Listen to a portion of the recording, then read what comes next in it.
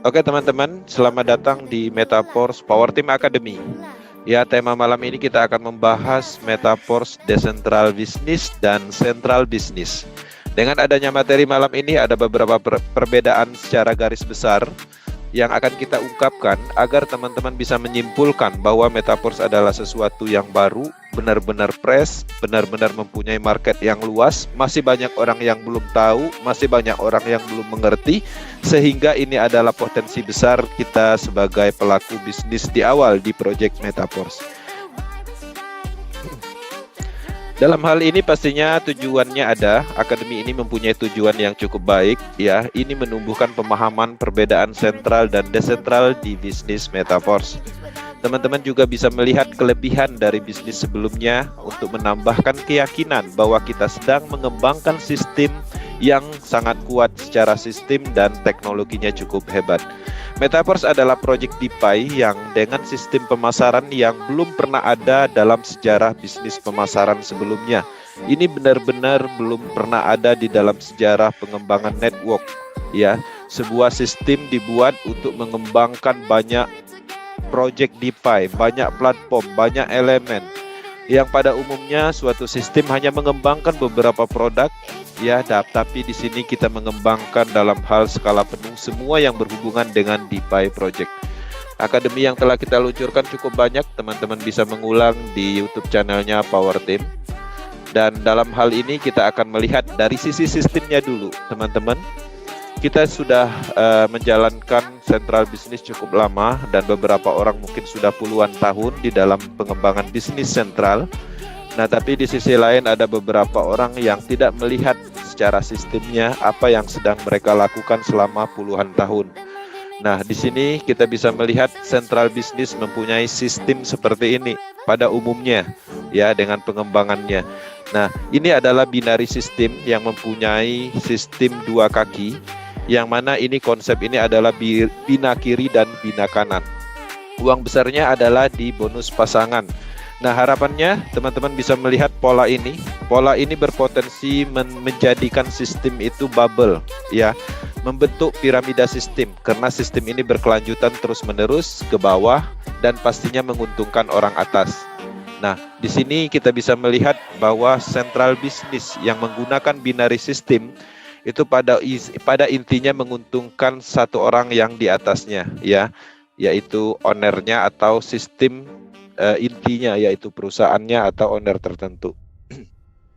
Kemudian selain dari itu kita juga kerap menjalankan atau mengembangkan bisnis sentral dengan pola sistem matahari, ya, yang mana kita tertitik di satu, kemudian kita bisa merekrut sebanyak mungkin.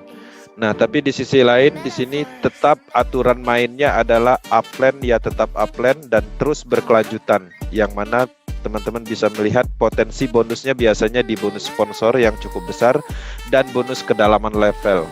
Dan pastinya di titik pertama adalah titiknya perusahaan, bahkan bukan hanya satu, terkadang ada banyak. Oke. Nah, selain dari itu juga teman-teman mungkin, ya, tanpa disadari ada yang menjalankan sistem trinary. Trinary ini adalah pengembangan dari binary, tapi di sisi lain tetap mempunyai unsur yang selalu tertuju ke atas, menguntungkan perusahaan, menguntungkan founder, orang yang paling pertama bergabung. Nah, konsep seperti ini saya rasa cukup tidak adil dalam hal pemasaran, karena pada dasarnya kita mengembangkan bisnisnya, terkadang kita memajukan suatu perusahaan atau seseorang. Nah, dalam hal ini keadilannya tidak ada, dalam hal tidak standar, tidak setara dengan pemasaran yang ada di lapangan. Nah, jadi kita bisa melihat pola yang kita jalankan saat ini. Metaforce menggunakan sistem yang sangat berbeda. Tidak ada kesamaan dengan sistem yang sudah ada, yaitu matrix system, sebuah penemuan oleh Lado Oktanikov. Dia menemukan logika pemasaran. Sebenarnya ini adalah logika pemasaran. Dalam hal ini adalah program smart contract. Program smart contract ini adalah sistem matrik untuk bisnis. Setiap orang yang memiliki sistem artinya dia mempunyai sistem seutuhnya untuk mengembangkan bisnisnya.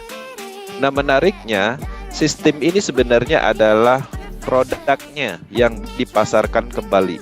Secara logika, setiap orang yang membeli matrik S6 artinya dia mendapatkan 6 matrik kosong sekali beli. Dan dia bisa memasarkan sebanyak 6 kali. Dan ketika habis, otomatis membutuhkan 6 matrik berikutnya, itulah yang dimaksud dengan recycle. Matrik sistem yang selanjutnya ada namanya S3. Secara logika, kita membeli program tersebut dan kita mendapatkan 3 program untuk dijual, dipasarkan kembali. Nah, jadi logikanya hanya logika pemasaran. Kenapa logika pemasaran murni? Karena aliran bonusnya tidak terbagi. Nah, beda kasus di central business dalam sistem seperti ini, biasanya hasil dari pemasaran kita hanya mendapatkan 10%, 20%, itu namanya bonus sponsor. Kalau ini bukan bonus sponsor, tapi bonus pemasaran langsung, karena polanya 100% aliran dananya ke mitra. Nah, selain dari itu juga ada pengembangan matrik yang lebih rumit, ya, matrik berikutnya. Ini juga sistem baru yang belum pernah ada, yang terdiri dari 5 orbit 62 titik, di setiap titik ada 15%. Setiap orang yang memasarkan, dia akan mendapatkan 15% bonus matrik dan 10% bonus referral. Sisanya kemana? Sisanya tidak diberikan ke Lado Oktanikop, tapi dialirkan ke mitra yang lain. Polanya hanya itu, konsep sistem matrik yang didesain untuk berbagi sesama mitra. Nah, dalam kasus ini pasti ada perbedaan yang jelas aliran dananya. Aliran dananya semuanya terbagi ke sesama mitra. Di sini aliran dananya pastinya kita sedikit dan diberikan kepada rekening terpusat, yaitu perusahaan dan owner. Sistemnya seperti itu. Jadi sangat berbeda sekali dengan sistem yang dulu pernah kita jalankan dengan sistem yang sekarang kita jalankan. Sampai di sini harapannya bisa dipahami dalam hal sistem. Oke. Dari sisi produk, teman-teman, mungkin Indonesia kita selama ini menjalankan bisnis sentral, ya, pastinya kerap dengan produk-produk seperti ini. Produk fisik, produk yang bisa disentuh, produk nyata, yang mana ini adalah umum tradisional produk, ya. Nah, dalam hal ini pastinya dengan adanya perbedaan ini, teman-teman bisa melihat ternyata produk fisik itu ada di central business pada umumnya, dan produk program aset digital aset ada di Project Metaforce. Nah, yang menariknya kita mendapatkan produk program aset dan digital aset yang mana ini tidak banyak orang yang memahaminya, karena ini adalah produk yang dihasilkan dari blockchain. Nah, dalam hal ini pasti beberapa orang yang berpikiran negatif sulit dikembangkan karena produknya tidak familiar. Kita harus menyampaikan teknologinya, polanya, manfaatnya, dan lain-lain. Nah, berbeda kasus dengan produk yang familiar seperti ini lebih gampang dipasarkan, tapi secara pendapatan aliran dana sebenarnya kita adalah sales. Karena pada dasarnya kita memasarkan produk-produk menggunakan sistem yang telah ditentukan. Dan ada pembagian hasil yang mana pastinya hasil terbagi kepada yang punya proyek. Nah, dalam hal ini teman-teman bisa melihat perbedaan dari sisi produknya. Metaforce mempunyai produk utamanya yaitu program aset, yaitu sistem bisnis tadi. Tekstil ada 12 level, Universe ada 9 level. Nah, ketika teman-teman memiliki produk utama berupa program ini, teman-teman bisa memasarkan dan distribusinya menggunakan smart contract. Selain dari itu juga ada produk-produk lain yang terhubung dengan program utamanya atau produk utamanya yaitu digital asset. Ya, DAI stablecoin, alat transaksinya teman-teman akan dapatkan, kemudian ada token energi, ada Porscoin, ada NFT. Ini aset digital. Aset digital yang familiar seperti Bitcoin, Ethereum itu namanya aset digital. Tidak bisa disentuh tapi mempunyai nilai, mempunyai manfaat, mempunyai fungsi, membuat orang kaya dan ada di seluruh dunia dan semua orang percaya. Itulah yang dimaksud dengan digital asset. Oke. Nah, secara radius, digital asset mempunyai kemampuan untuk menyentuh seluruh dunia. Tapi produk fisik hanya menyentuh di beberapa negara, maksimal 3-4 negara. Artinya tidak bisa mengglobal secara besar-besaran secara market. Karena produk seperti ini membutuhkan yang namanya legalitas, ya, badan hukum dan segala macamnya, karena ada sentralnya. Nah, di Metaforce kita mempunyai kebebasan untuk memasarkan ini, semua orang bisa menuju ke market manapun. Ini menarik karena ada perbedaan dari sisi produknya. Oke, dalam hal produk teman-teman harus memahami betul ada perbedaan antara produk fisik dan digital asset. Oke, ini clear masalah perbedaan tentang produk. Nah, kemudian teman-teman juga bisa melihat dari perbedaan aliran dana. Oke. Nah, di sini kita melihat ada aliran dana yang di central business. Kalau kita pahami, itu dananya terpusat dan dikontrol. Orang-orang ini bergabung mengeluarkan uang, uangnya masuk dulu ke sini. Oke. Nah, ketika orang-orang ini mendapatkan bonus, pendapatan atau bonus yang mereka dapatkan nanti pusatnya dari sini, dikontrol, dibagikan dari ownernya. Nah, pada dasarnya bisnis seperti ini artinya ada pihak ketiga yang mengendalikan dana tersebut, ya. Nah, artinya di sini ada resiko karena ada dana di pihak ketiga. Oke, teman-teman bisa melihat ketika central bisnis pasti ada pengumpulan dananya. Nah, dalam hal mendapatkan bonus tetap kita meminta dalam hal pencairannya dan nanti akan di-approve dari pihak ketiganya. Nah, berbeda kasus dengan Metaforce. Metaforce, setiap pendapatan yang kita dapatkan distribusinya bersifat langsung, peer to peer, ya, menggunakan perjanjian dari kontrak pintar atau smart contract. Nah, dalam hal ini kita dibantu oleh teknologi blockchain yang namanya itu pengembangan dari smart contract. Nah, jadi ketika distribusi itu langsung peer to peer, artinya sebenarnya secara tidak langsung, secara logika ini adalah pemasaran langsung, jual beli secara langsung tapi menggunakan oleh teknologi pengembangan dari smart contract. Nah, jadi secara aliran dana jelas bahwa di sini tidak ada unsur sentralnya atau dikumpulkan dulu. Misalnya seluruh orang yang bergabung di Metaforce dananya dikumpul dulu ke Lado. Bukan seperti itu. Ini konsepnya adalah distribusi langsung, terdesentralisasi sepenuhnya.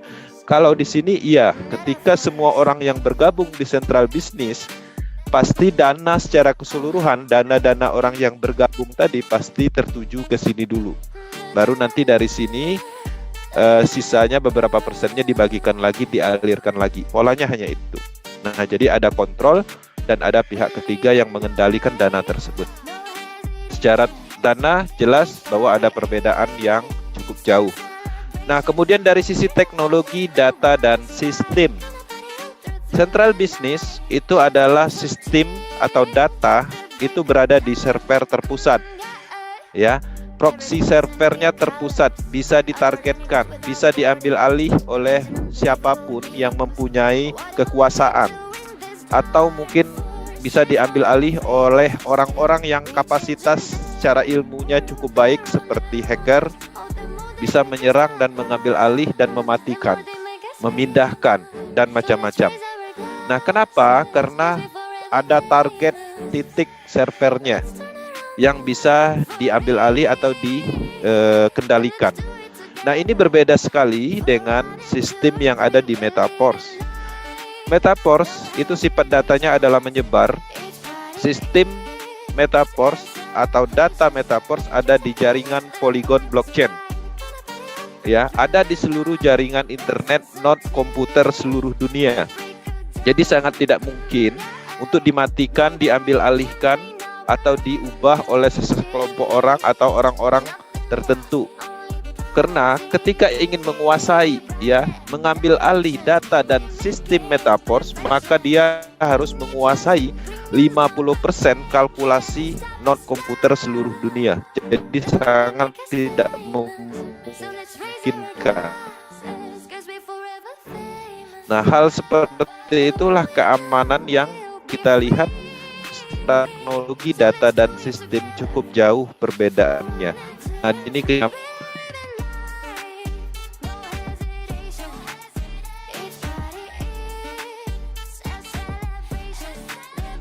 ikan program yang sudah ada di smart contract di blockchain Polygon. Nah, itu adalah kekuatan teknologi yang bisa diandalkan yang membuat kita bisa terus membangun bisnis ini secara nyaman tanpa keraguan. Teman-teman bayangkan ketika teman-teman mengembangkan sentral bisnis, ya, teman-teman kembangkan tapi pasti ada keraguan. Kapan bisnisnya berhenti? Terkadang ada pemikiran seperti itu. Kenapa? Karena memungkinkan bisa aja diambil alih, dimatikan oleh yang buat project atau dihack, diserang dan segala macamnya. Tapi di sini kita tidak mempunyai masalah yang ada di sini. Oke, secara teknologi data dan sistem jauh secara perbedaan, Metaverse lebih unggul. Nah, kemudian alat transaksi yang digunakan, teman-teman.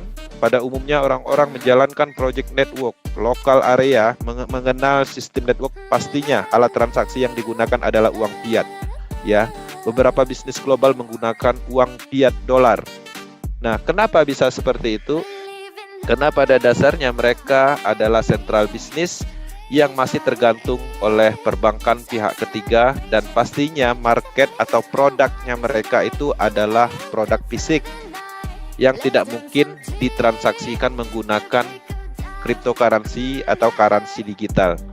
Nah, Metaverse sendiri, karena Metaverse ini adalah pemasaran produknya sendiri adalah program, dalam hal ini program aset dan digital aset, dan juga Metaverse ini adalah bisnisnya ada di ratusan negara berskala global, jadi sangat tidak memungkinkan menggunakan uang fiat. Jadi kita gunakan yang namanya cryptocurrency atau token. Oke. Nah, secara kelebihan dan keunggulan, penggunaan dari cryptocurrency atau token ini sendiri, pastinya kita penggunaan transaksinya bebas tanpa kontrol pihak ketiga atau perbankan. Nah, artinya kita bisa melakukan transaksi lintas global. Dan juga secara keamanan sepenuhnya dalam kendali kita. Nah, ini menarik bahwa ada keunggulan dalam hal alat transaksi. Ya, teman-teman bisa melihat ada perbedaan alat transaksi, central business, dan Metaverse. Nah, kemudian transparansi, perbedaannya. Kalau di central business, kita tidak akan pernah yang namanya menemukan bisnis itu transparan. Kita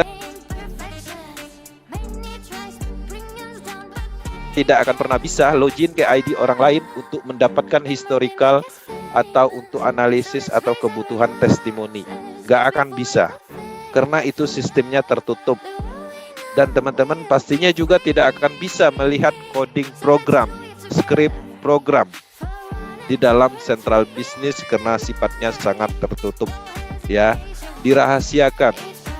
Nah, ini berbeda sekali dengan Metaverse. Metaverse menggunakan teknologi blockchain, yang mana prinsip dari blockchain teknologi, ciri-ciri utamanya adalah transparansi. Ketika bergabung di Metaverse, maka kita bisa melihat historical secara keseluruhan, kita bisa login ke ID siapapun, kita bisa melihat script program, bahkan kita bisa melihat isi wallet siapapun. Dalam hal ini, aliran dananya pastinya tidak ada yang tersembunyi, termasuk skrip programnya bisa kita pelajari, diaudit mata dunia. Jadi tidak ada hal yang ditutup-tutupin di project Metaverse. Ketika teman-teman masih kewalahan dalam hal melacak transaksi, melihat, meloginkan, atau melihat apapun yang sifatnya dibutuhkan dalam kebutuhan analisis, tidak bisa di Metaverse, artinya secara pengetahuan itu belum sepenuhnya paham tentang transparansi yang ada di Metaverse. Metaverse transparannya 100%, dan ini satu-satunya sejarah di dalam network yang menjalankan transparansi 100%. Rata-rata project network tidak ada yang namanya transparan 100%. Artinya ada tetap yang ditutup-tutupin. Walaupun ada laporan bulanannya, ya tetap ada yang ditutup-tutupin. Nah, ini menarik. Ketika bisnis ini transparan, artinya bisnis ini sepenuhnya jujur.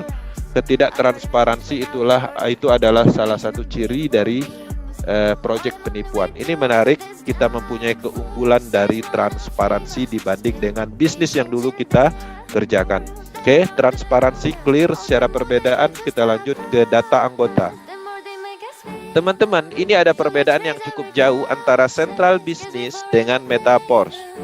Teman-teman, ketika kita menjalankan suatu proyek central business dahulu, pada saat kita melakukan pendaftaran, kita harus input nama, data KTP, alamat, nomor handphone, macam-macam. Dan semua data itu di database-nya si pembuat proyek, perusahaan tertentu. Artinya, mereka bisa mengakses data pribadi kita. Nah, artinya jelas bahwa Central Business ada pengumpulan data juga selain pengumpulan dana. Nah, dalam hal ini berbeda sekali dengan Project Metaforce. Metaforce Anonymous, dalam hal ini kita hanya membutuhkan ya aplikasi terdesentralisasi, Trust Wallet, Token Pocket, dan dihubungkan tanpa ada input data, baik itu data pribadi. Di sini juga tidak ada yang namanya pengumpulan data. Oke. Secara kelebihan cukup aman ya, perlindungan dari data pribadi ada di Metaforce, artinya kita lebih unggul. Ini perbedaan dari sisi data anggota. Nah, kemudian dari keamanan, teman-teman, dalam hal keamanan setiap bisnis ada namanya password, username, rata-rata seperti itu kita loginkan.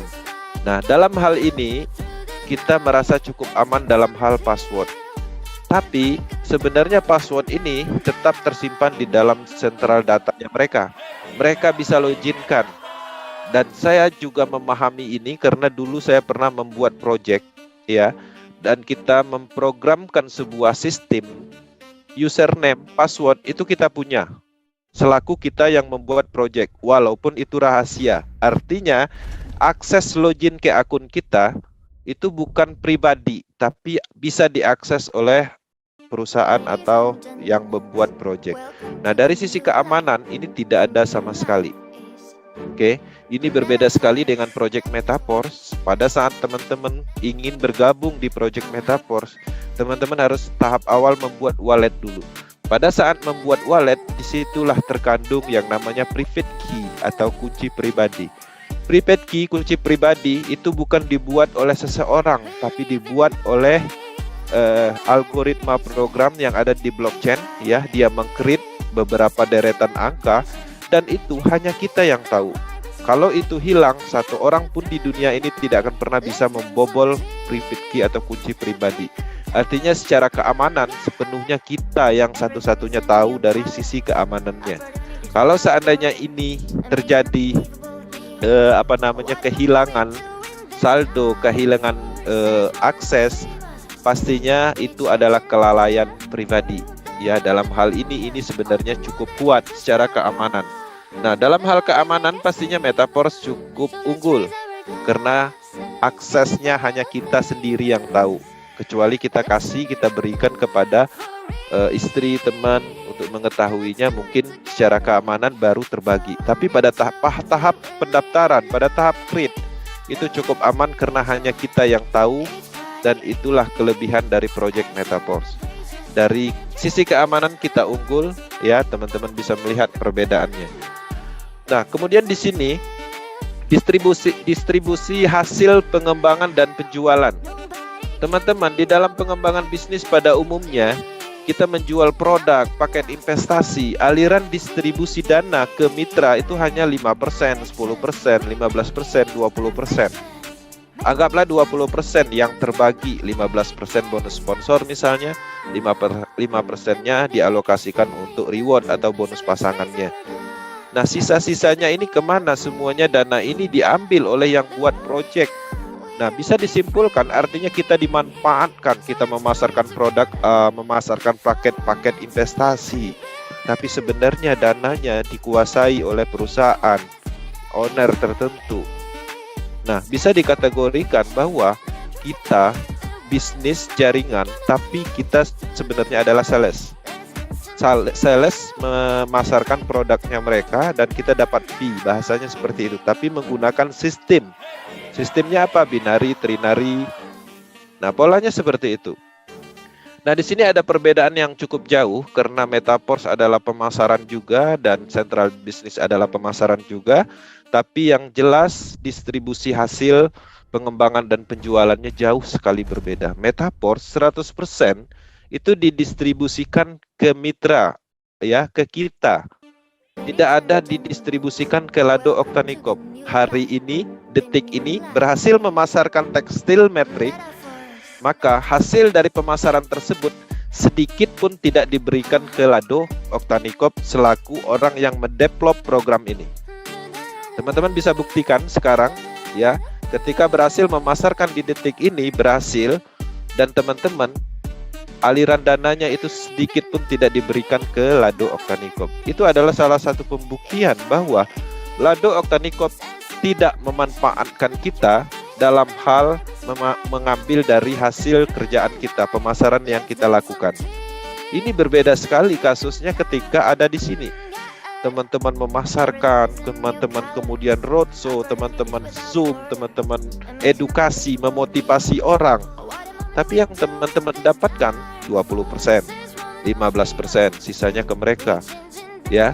Nah, artinya jelas bahwa ada perbedaan yang lebih unggul di sini. Oke, 100% distribusi ke kemudian kontrol waktu yang berjalan. Teman-teman sentral bisnis itu tergantung dari kekuasaan atau yurisdikasi. Teman-teman tidak bisa mengandalkan proyek ini ketika teman-teman memahami bisnis seutuhnya. Ketika kita masih mengembangkan proyek orang lain, memasarkan produk orang lain, ikut ponder A, ikut ponder B, teman-teman akan tergantung pada kekuasaan. Yang buat proyek itu adalah kekuasaan, IT program itu adalah kekuasaan, yurisdikasi tertentu itu adalah kekuasaan. Mereka yang menentukan nasib umur dari proyek bisnis itu. Artinya jelas bahwa di sini tidak bisa kita menerapkan komit, konsisten, tidak bisa, silang. Kita mau konsisten di sini, mau komit di sini, selamanya ingin menjalankan bisnis ini. Kalau sistemnya dimatikan oleh pemerintah, kita mau apa? Dimatikan oleh yang buat proyek, apakah kita masih mau komit ketika aksesnya tidak bisa lagi? Sangat tidak memungkinkan untuk penerapan komitmen dan konsisten di sini, di sentral bisnis. Ini berbeda sekali dengan proyek sekarang yang kita kerjakan. Proyek hebat ini, Metaforce. Selama internet ada, teman-teman bangun bisnis ini dari sekarang, pasarkan dari sekarang, bentuk tim dari sekarang, kembangkan bisnis ini. Maka hasilnya itu selamanya teman-teman bisa terus mengembangkan, menjalankan, dan pada akhirnya bisnisnya dalam kendali. Ya, timnya menyebar di seluruh dunia. Ya, tim pemasarannya ada di mana-mana. Maka ini akan terus ada. Komitmen konsisten bisa diterapkan di proyek ini karena dia selalu ada. Ini menarik ketika kita menyadari bahwa ketika teman-teman menyadari ingin berbisnis, ini benar-benar mempunyai potensi. Ini berbeda kasus ketika kita memahami suatu network, suatu BO, bisnis online, mindset spekulasi, maka kita tidak akan menemukan kelebihan untuk membangun.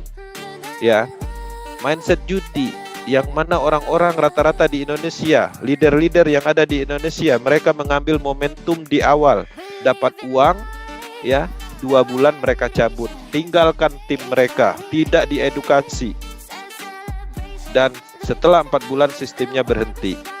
Itu udah tradisi di network Indonesia, dan saya dulu dari situ. Kita ambil proyek-proyek baru, ambil manfaat, momentumnya.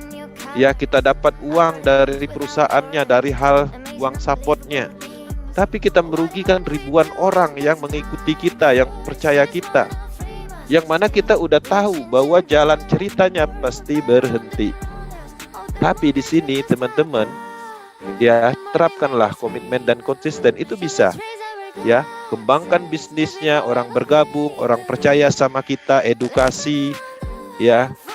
Orang percaya sama kita, kita beri pemahaman, kita beri strategi pemasarannya.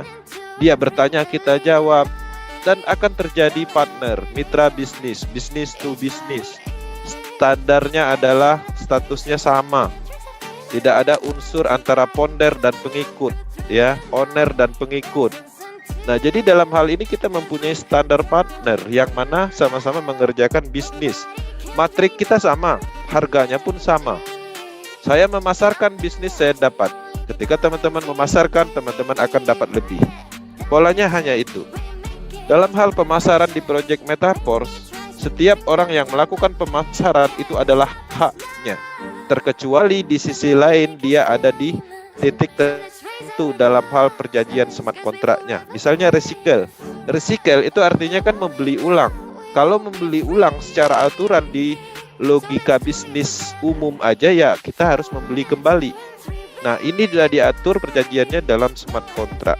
Nah, artinya jelas bahwa Metaverse adalah pemasaran untuk masing-masing orang, karena tidak ada kesenjangan.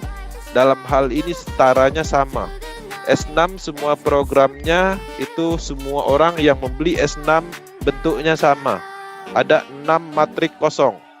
S3 juga seperti itu. Universe setiap orang itu matriknya, titik kosongnya, potensinya ada 62 titik. Itu tidak ada perbedaan antara saya dan teman-teman. Jadi sama kita di sini. Ini berbeda kasus dengan konsep ini. Ya, tergantung dari mereka. Ya, kekuasaan. Nah, dari sisi kontrol waktu berjalan, potensi untuk penerapan komitmen dan konsisten, Metaverse masih unggul. Oke. Kemudian under control. Teman-teman, di dalam bisnis, central bisnis itu ada yang mengontrol, baik sistem, baik dana, baik data. Ada owner, admin, perusahaan yang mempunyai akses semua itu, yang mengatur, yang menerapkan. Ketika kita menjalankan bisnis central bisnis, ya, kemudian ada di sisi lain kita mendapatkan banyak bonus dan kira-kira perusahaan terbebani, maka dia akun kita akan di-ban, dihilangkan aksesnya dengan alasan bermacam-macam. Bahkan ada indikasi di hacker, tapi yang hacker adalah IT dari perusahaan tersebut di akun kita. Nah, merusak, ya, kita dirusak karena mereka ingin melemahkan, karena semua aturan ada di mereka, sistem dikendalikan, akun bisa diloginkan, dana dipegang, semuanya dikontrol. Artinya ketika mereka mengontrol, suka-suka mereka mau membuat aturan. Kita tidak mendapatkan kebebasan, kita tidak mendapatkan sistem seutuhnya. Di sini kita menemukan masalah itu di central bisnis selama ini. Metaverse, teman-teman bisa lihat ketika teman-teman mempunyai sistem, ya, mengaktifkan S6 Universe, sistem itu sepenuhnya milik kita. Ya, tidak ada intervensi, tidak ada sistemnya bisa diganti-ganti, ya, jaringannya dipindah, akunnya dimatikan, di-banned, gak bisa. Sepenuhnya kita yang memegang kendali. Tidak ada yang namanya aturan-aturan yang aneh-aneh yang merugikan dari kita, yang merugikan kita sebagai pelaku bisnisnya. Benar-benar kita mendapatkan suatu kebebasan, independent business owner, bisnis yang mandiri. Ya, kita menemukan kebebasan di Metaverse. Semuanya itu kita dapatkan dalam kendali kita. Ya, kita dapat aset, bagaimana caranya kita bisa mendapatkan uang, mengembangkannya. Dalam hal ini ada banyak peluang uang di project Metaverse. NFT lagi di develop, belum menghasilkan. Kita masih ada program Universe, kita masih ada program tekstil, kita masih bisa membeli Foursquare dan lain-lain.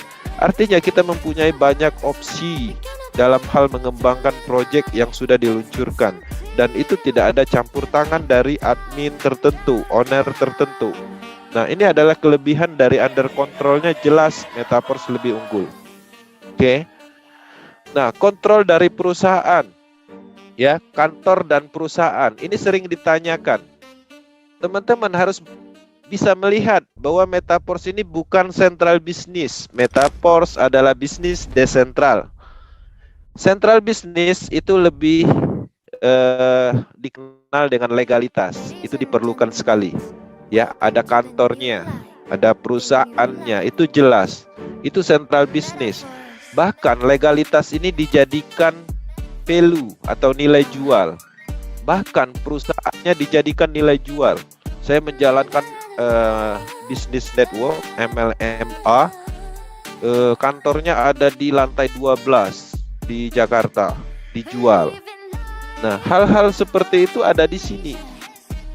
Kenapa Metaverse ini legalitasnya tidak memungkinkan dan cukup aman karena tidak ada kontrol dari perusahaan? Untuk menciptakan legalitas itu ada syarat yang harus dilakukan. Pertama, ada pengumpulan dananya. Ada produk realnya yang harus di audit, ya. Ada badan usahanya atau ownernya. Nah, ada struktur manajemennya. Nah, dalam hal ini tidak ada di project Metaverse karena sentralnya aja nggak ada, orangnya aja nggak ada, yang mengendalikannya aja nggak ada. Yang punya nggak ada, yang punya adalah semua orang, karena ini bagian dari sistem yang ada di jaringan internet Polygon blockchain. Semuanya tersebar di situ, bebas, sedia untuk tanpa ada unsur sentralnya. Jadi sangat tidak memungkinkan Metaverse dilegalitaskan. Ketika legalitasnya nggak ada, bahkan ini menjadikan bisnis ini cukup aman. Karena kenapa? Pada dasarnya banyak kasus bisnis network yang ada legalitasnya itu adalah banyak memakan korban selama ini. Ada MLM, ada BO investasi yang mempunyai legalitas yang cukup kuat. Legalitasnya perusahaannya 15 tahun sudah berdiri. Ternyata legalitas tersebut dipakai karena perusahaannya mau pilot misalnya. Nah, jadi tidak ada yang abadi dalam pengembangan bisnis selama ini yang kita temukan. Karena saya secara pribadi cukup lama menjalankan bisnis sentral ini, dan legalitas seperti apa yang belum saya temukan. Bahkan legalitas yang menggunakan badan hukum, materai dan segala macam, dan itu tidak ada kekuatan hukumnya pun saya tahu. Jadi tidak ada unsur yang dibanggakan ketika kita memahami dan kita sudah menjalankannya. Nah, sekarang kita menemukan suatu proyek, yang mana proyek itu adalah bagian dari teknologi yang sudah teruji, yang tidak memerlukan yang namanya unsur sentral, yang tidak memungkinkan untuk membuat legalitas. Jadi Metaverse unggul dari sisi ketahanan. Dalam hal legalitas itu tidak diperlukan, perusahaan tidak diperlukan. Oke. Nah, kemudian sistem distribusi dalam hal konsep, ya, konsep distribusi dalam hal ini di konsep central business pada umumnya itu withdrawal method, ya, withdrawal. Kalau bisnis itu masih ada tombol withdrawalnya, itu pasti sentral, walaupun katanya bisnisnya desentralisasi. Katanya aja desentralisasi. Karena kalau masih ada withdrawnya, pasti itu ada kontrol approval dari admin, owner atau perusahaan tertentu. Konsep yang terdesentralisasi sepenuhnya itu tidak ada unsur yang namanya withdraw. Itu harus dicatat. Ya. Semua project DeFi itu tidak ada sistem yang melakukan penarikan dalam hal withdraw yang approve admin. Artinya kalau approve admin itu uangnya ada di mereka, nanti kita klik withdraw, mereka yang konfirmasi. Nah, artinya sistem seperti ini masih menggunakan manual konfirmasi pihak ketiga. Nah, di dalam project desentralisasi ada konsep withdrawal, tapi itu adalah smart contract dan bisa dicek secara transparansinya. Nah, beberapa kasus di DeFi project sekarang ada penerapan withdrawal, tapi itu murni adalah bagian dari pengembangan algoritma. Nah, Metaverse itu tidak ada proses seperti itu. Ketika teman memasarkan, matrik sistemnya menghasilkan di detik ini, detik itu juga ke handphone, di walletnya masing-masing. Kalau udah masuk handphone, wallet masing-masing artinya udah sah punya kita. Polanya hanya itu. Jadi tidak ada penarikan dalam hal klik withdraw, di-approve oleh adminnya setuju baru kirim dana. Bukan. Metaverse konsep sistem yaitu smart contract program, ya, otomatis tanpa ada withdrawal, jadi instan. Nah, jadi ini adalah salah satu keunggulan, ya, artinya kita bisa langsung menikmati hasil dari kerja keras kita. Berbeda kalau konsep sentral, bonusnya terkumpul dulu di dalam satu akun, ya, kemudian kita ingin jadikan rupiah, kita klik withdrawal, iya kalau di-approve. Kalau adminnya mau bayar, karena ada konfirmasi approval dulu. Nah, dalam hal ini kita unggul dari sisi distribusi sistem konsepnya. Oke, teman-teman bisa memahami perbedaannya. Nah, itu adalah bagian dari perbedaan garis besar, dan ada banyak perbedaan hal-hal kecil lainnya. Yang terpenting kita memahami unsur dasarnya, perbedaan antara central business dan bisnis yang sekarang kita kerjakan.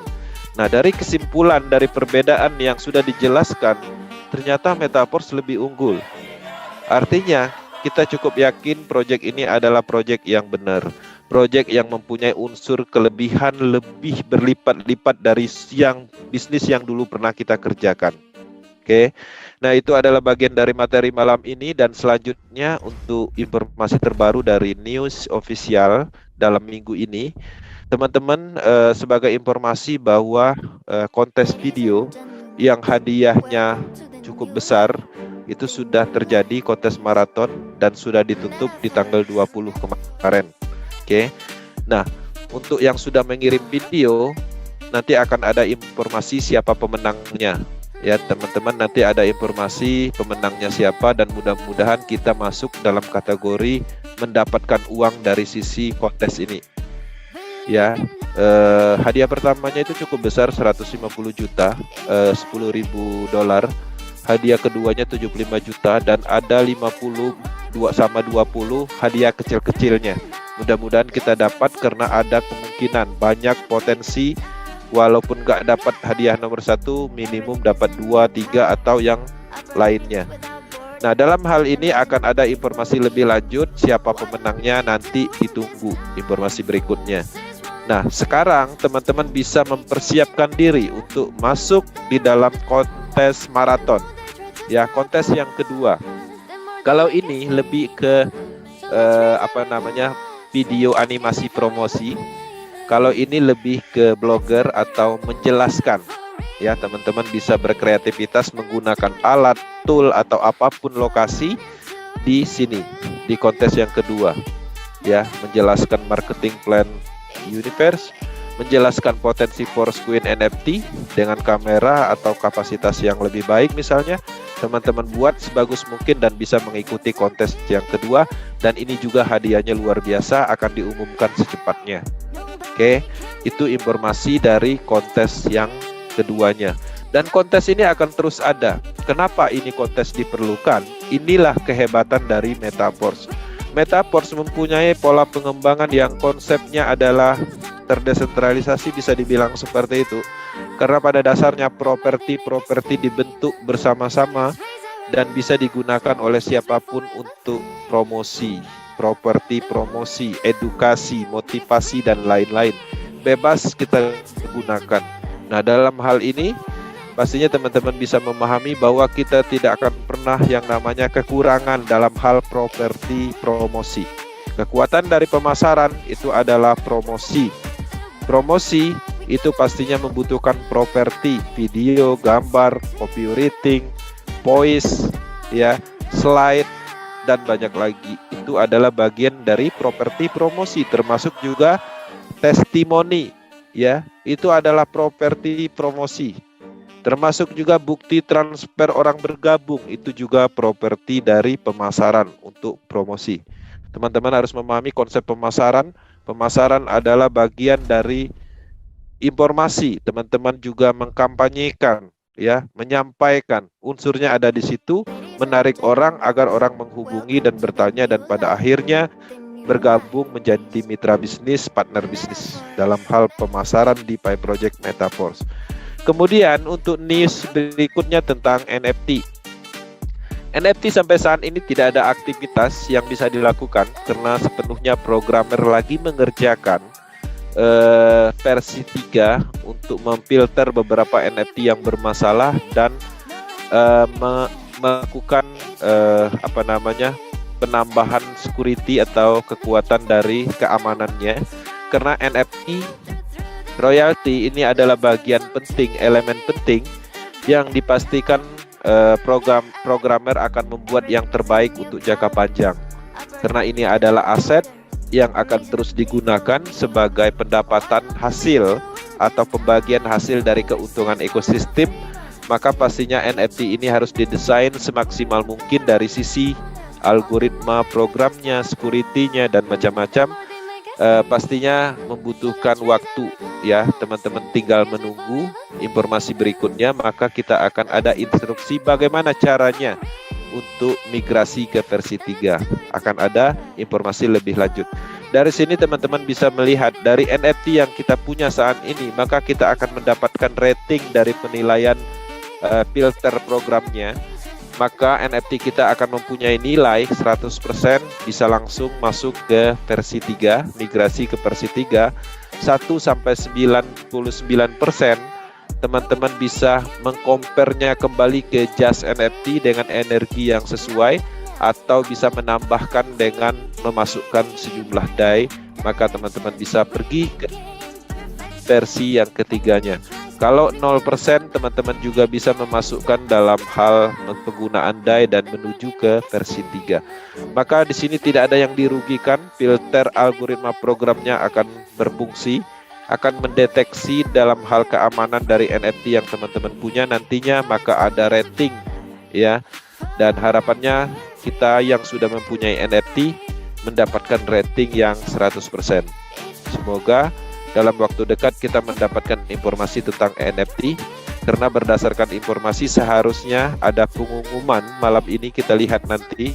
Tergantung dari programmernya, ketika mereka menyatakan semua tes uji cobanya berhasil, maka akan ada informasi lebih lanjut tentang migrasi versi 3. Tapi poinnya jangan ada aktivitas di NFT karena saat ini programnya memang lagi di develop. Oke. Kemudian update Porsquin.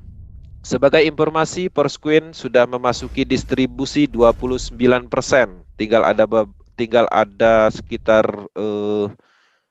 70% lagi teman-teman bisa memanfaatkan untuk mendapatkan Porsquin dengan harga murah. Saat ini update terakhir informasi harganya ada 0,34 per Porsquinnya, dan ini akan terus meningkat, dan harga murah hanya bisa didapatkan di fase distribusi ini. Ketika dimarketkan, banyak analisis menyatakan ini adalah potensi harganya akan tinggi, dan harapannya teman-teman bisa memanfaatkan peluang distribusi ini. Total yang sudah distribusikan ada 136 juta lebih ya. Total supply dari keseluruhan 468 juta ya. 80% didistribusikan melalui program e-Universe.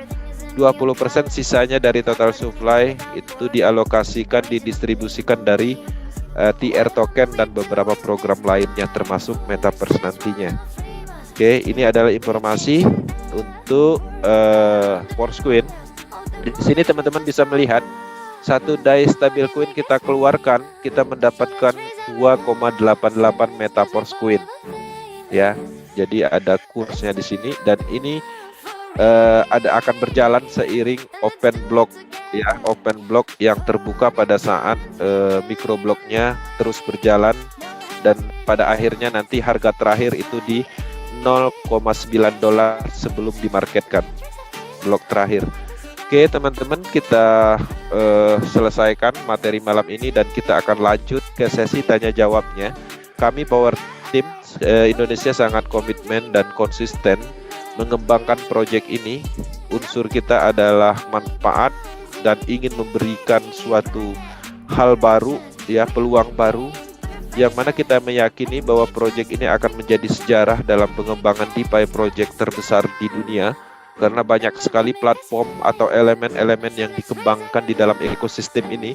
Mungkin saat ini belum ada aktivitas yang begitu menarik, hanya memasarkan program, tapi teman-teman ketika ekosistem ini tumbuh, maka ini akan menjadi perhatian dunia, dan ini akan menjadi sejarah kita. Yang ada malam ini adalah orang-orang pertama di dalam mengembangkan proyek ini. Kita ikut dalam sejarah pengembangan ini. Nah, semoga apa yang kita harapkan berjalan lancar, dan pastinya kita akan terus berlanjut mendapatkan manfaat dari bisnis ini.